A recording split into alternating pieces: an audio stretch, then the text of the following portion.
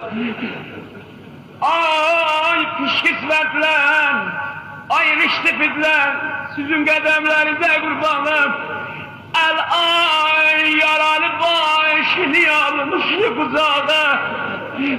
Bilmem ne xiyal eylədi, birdən aralandı. Bunu 3-4 dəfə deyəcəyəm, qalbəndən oxuyam. Bilmem ne xiyal eylədi, birdən aralandı. Vurdu o qədər sili, dodağı yaralandı.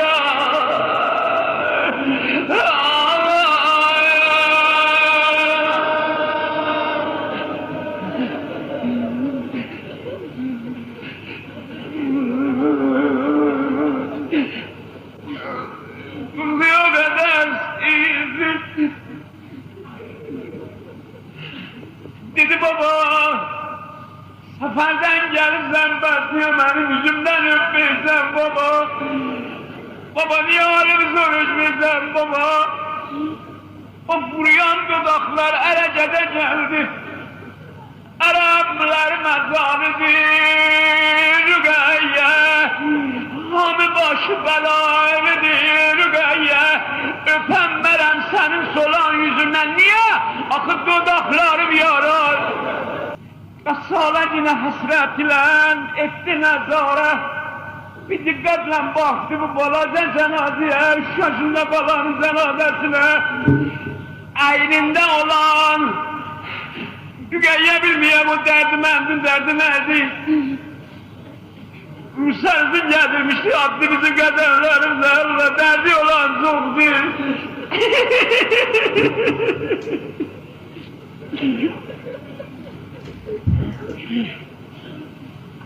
Gasalecine, hasretle etti mezara. Eyninde olan pirehenin eyledi para.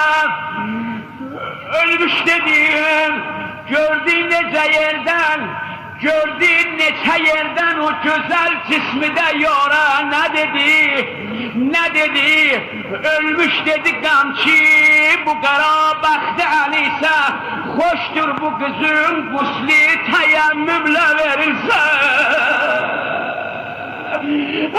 Aman ay, aman ay, aman ay, aman ay, aman ay, aman ay, ay bir arası, bak. Rügeyye çok güzeldi. İçi yatıp harabeden. Son verenler güne gördüler o telleri kökülü yüzüme. Zeynep hamını kenar eledim. O torbak tutan ziflerin ayırdı Rügeyye'ni.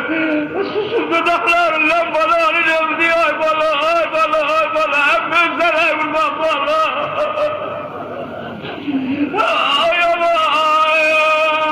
aman, derdi ben çoktur Rügeyye. Ne gussalı kızdı, ne gussalı kızdı bu kızın ölsün anası.